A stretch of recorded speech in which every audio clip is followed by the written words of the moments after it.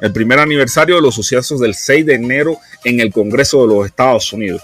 Los sucesos del 6 de enero en el Congreso de Estados Unidos no son más que esos sucesos donde personas que respaldaban a Donald Trump invadieron el Capitolio, el Congreso de los Estados Unidos.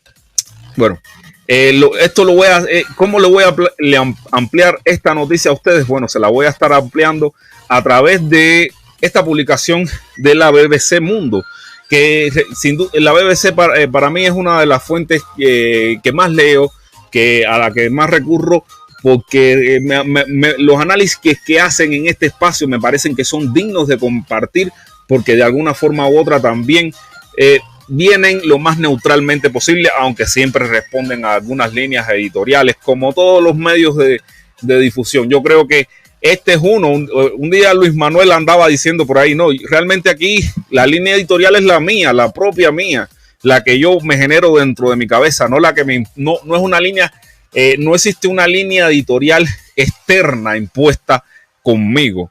Eso también es algo que tengo que decirlo, porque es verdad que cada uno tiene una línea editorial, sí, pero esa línea editorial está basada precisamente, mientras menos compromiso tenga, más pura, más limpia, más pulcra va a ser la línea editorial. Bueno, BBC es un medio igual que otro cualquiera, tiene su línea editorial igual que otro cualquiera, pero a mí me parece que, por ejemplo, cuando está hablando de algunos temas donde realmente su línea editorial no influye, sus reportajes suelen ser pueden ser bastante imparciales. Por eso le voy a compartir esta publicación que salió titulada El asalto al Capitolio. Para algunos, la insurrección del 6 de enero fue motivo de orgullo. A menos que haya una corrección para ellos, vamos a tener problemas como país en los Estados Unidos. Esto fue escrito por Gerardo Lizardi hace 3 horas en la BBC Mundo. Entonces, ¿qué dice este reportaje que quería leer y compartir con ustedes? Un año después de que las turbas seguidores de Donald Trump invadieran con violencia el Capitolio, Estados Unidos aún busca cómo cerrar uno de los capítulos más oscuros en su democracia. Un calificativo que creo que le cabe como anillo al dedo. Uno de los capítulos más oscuros en su democracia. Si bien 71 personas han sido sentenciadas, 71 personas han sido sentenciadas hasta ahora por participar del asalto para detener la certificación del triunfo electoral de Joe Biden, todavía hay cientos de casos penales abiertos. Cientos de casos penales abiertos, tengan en cuenta esta cifra. Y han sido condenados ya 71 personas. Por otro lado, la Comisión de la Cámara de Representantes investiga la actual responsabilidad de quienes podrían haber instigado la invasión al Capitolio el 6 de enero del 2021, incluido el entonces presidente Donald Trump y su entorno. Y siguen abiertas preguntas clave como cuánto se involucró la Casa Blanca en la organización de las marchas que acabaron en los hechos mortales de ese día, o cómo actuó el propio Trump al enterarse del ataque. Sin embargo, el expresidente ya fue absuelto de su juicio político por presuntamente incitar una insurrección contra la democracia de los Estados Unidos y mantiene una enorme influencia política, sobre todo en su partido republicano. La mayoría de los funcionarios electos del Partido Republicano siguen apoyando al expresidente y propagando sus mentiras sin insistir que haya algún tipo de responsabilidad por lo que hizo. Dice William Orwell, catedrático de Ciencia Política de la Universidad de Chicago, en una entrevista con la BBC Mundo sobre el aniversario del ataque al Capitolio. A continuación, una síntesis del diálogo telefónico que sostuvo la BBC Mundo con Howell, autor del libro Presidente Populista y la crisis de la democracia. Vamos a apagar la musiquita que creo que me está estorbando un poco. Dice, ¿cuál es el estado de la democracia en Estados Unidos un año después de los hechos del 6 de enero? El estado de la democracia en Estados Unidos un año después de la insurrección del 6 de enero es problemático, controvertido e incierto. Esa es la respuesta que da Orwell a la pregunta que acabo de leerles. La insurrección del 6 de enero dañó nuestra democracia y reveló sus profundas vulnerabilidades. Fue una verdadera llamada de atención para las personas que se preocupan por la salud de nuestra democracia, nuestro sistema político y nuestro país. Desde aquel día se ha hablado mucho de responsabilidades. Es la otra pregunta que le hace BBC. Pero un año después hay 71 sentencias y más de 700 personas detenidas. Habla FELIPON pulgar hacia arriba, métele duro a los COMUNANGA. Gracias a Chucky por ese super chat. Chucky, de verdad que no puedo hablar no puedo sacar el material. Dice, habla Felipón, métele duro a esos comuñangas. De verdad que no puedo sacar el material porque entré en un convenio con Arturito sobre otros materiales que tenemos aquí en esta directa. Pero vamos a seguir ampliando la noticia que le estaba comentando. El esfuerzo para garantizar que exista algún tipo de responsabilidad en una tarea enorme para el Departamento de Justicia, rastrear a todas las personas por todo el país, averiguar con precisión de lo que son responsables y realizar los juicios va a tomar tiempo, creo que años. También insiste el Orwell. Se llama Orwell. A ver, vamos a rectificar el nombre. Orwell o Howell. Quizás se pronuncia Howell en inglés. La gran pregunta tiene más que ver con el tipo de significado le daremos como país a este evento. ¿Qué lecciones sacamos? Se dice el profesor de la Universidad de Chicago, que para su entender la gran pregunta es qué lecciones sacan del evento del 6 de enero del año pasado. Para algunos, en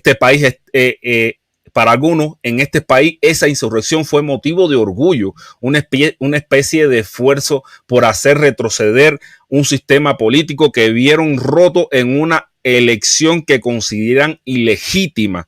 Al menos que haya una corrección para ellos que están propagando este tipo de reclamos, realmente vamos a tener problemas como país en el futuro. Los detenidos hasta ahora son personas que asaltaron el Capitolio, pero siguen abierta la pregunta de quién más podría rendir cuentas y si el expresidente Trump se enfrentara a cargos por lo ocurrido de aquel día, ¿qué cree? No lo sé. Espero que al menos la mayoría de nuestro país repudie los falsos liderazgos y el abuso de poder que cometió. No solo ese día, sino durante todo el periodo posterior a las elecciones del 2020. Un hecho triste sobre el estado de la política estadounidense es que la mayoría de los funcionarios electos del Partido Republicano siguen apoyando al expresidente y propagando sus mentiras sin insistir en que haya algún tipo de responsabilidad por lo que hizo, no solo penal sino política. Eso es profundamente preocupante. BBC le pregunta nuevamente al profesor. Al mismo tiempo, ya hubo un juicio político en febrero del 2021 contra Trump, que terminó con su absolución. Muchos están de su lado, pueden preguntarse cuándo continuará este esfuerzo para hacer que él y su círculo íntimo sean responsables. La respuesta del profesor fue: hay una serie de investigaciones en curso en la Cámara que hablarán de eso. Creo que habrá un debate y una deliberación sobre el significado de este evento y su causa. Habrá elecciones y veremos si se presenta de nuevo o no en 2024. Luego, si el Partido Republicano lo respalda, como lo ha hecho en gran medida, es cierto que hubo un juicio político y no fue condenado en el Senado. Eso es una buena medida, porque la gran mayoría de los republicanos no apoyaron y se negaron a responsabilizarlo. Lo hicieron en gran parte por una serie de cálculos políticos. Si un demócrata se hubiera comportado como lo hizo Trump, esos mismos republicanos habrían votado por un juicio político y una condena. Así que como no se ha resuelto nada, todo está en disputa, pero lo que está en juego es sustancial. BBC también le pregunta a este académico norteamericano: Trump todavía parece políticamente fuerte y se especula con que podría ser candidato a las elecciones presidenciales del 2024. ¿Ha pagado algún costo político él por lo que hicieron sus partidarios el 6 de enero? Le pregunta la BBC. Dice, y la respuesta fue: hoy sigue siendo un republicano más en los Estados Unidos.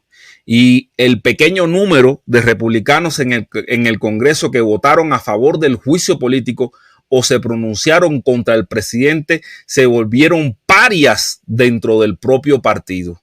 Algunos de ellos no buscan la reelección. Otros han sido destituidos de sus puestos de liderazgo. Lo que tenemos entonces es un gran partido estadounidense que sigue concentrado detrás de un demagogo y las mentiras que propaga, y se niega a reconocer su comportamiento y su culpabilidad.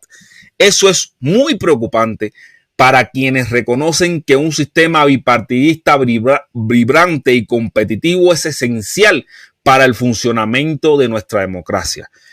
¿Cómo ha logrado Trump mantenerse tan influyente? Es una gran pregunta, responde. Y no hay una sola respuesta. Pero quiero resaltar que Trump logró aprovechar algunas ansiedades, decepciones y descontentos profundos en un sector significativo del público estadounidense. Parte de esa ansiedad, desafección e ira se debe a los grandes cambios demográficos que han ocurrido en los Estados Unidos y en muchas democracias occidentales, y a un temor de que esté en juego el significado de ser estadounidense. Pero también existe la sensación de que Trump, como populista, ofreció un repudio a un sistema político que les había fallado. Aprovechó eso como pueden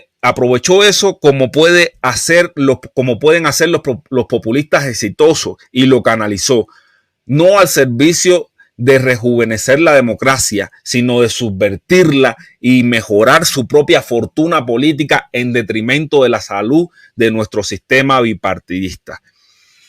BBC Mundo realiza su última pregunta, donde dice: las encuestas muestran que los estadounidenses están divididos sobre lo que ocurrió el 6 de enero.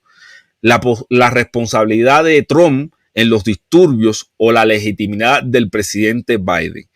¿Cómo puede un país sanar o encontrar un camino de progreso con tal nivel de división que siguen claras líneas partidistas?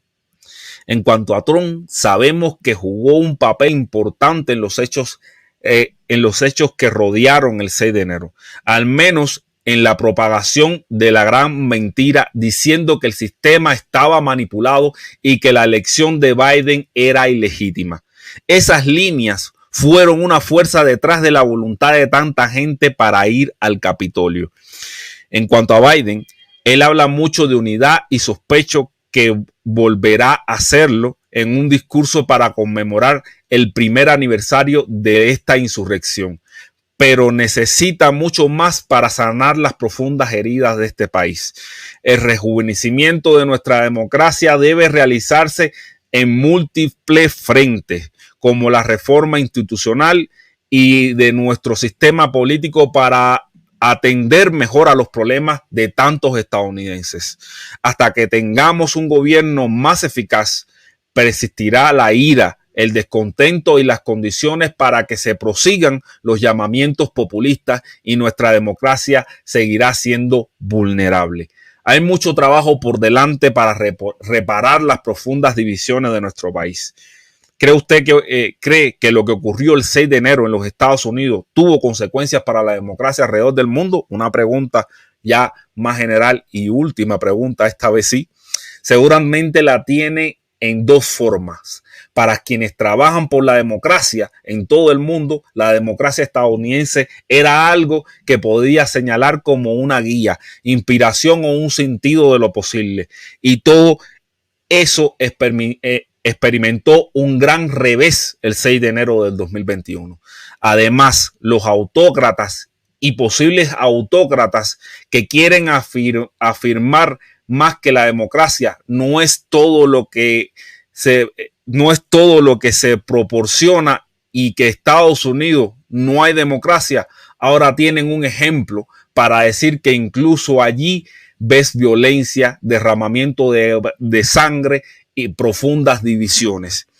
Eso encaja con los argumentos políticos que necesitan para llegar o mantenerse en el poder.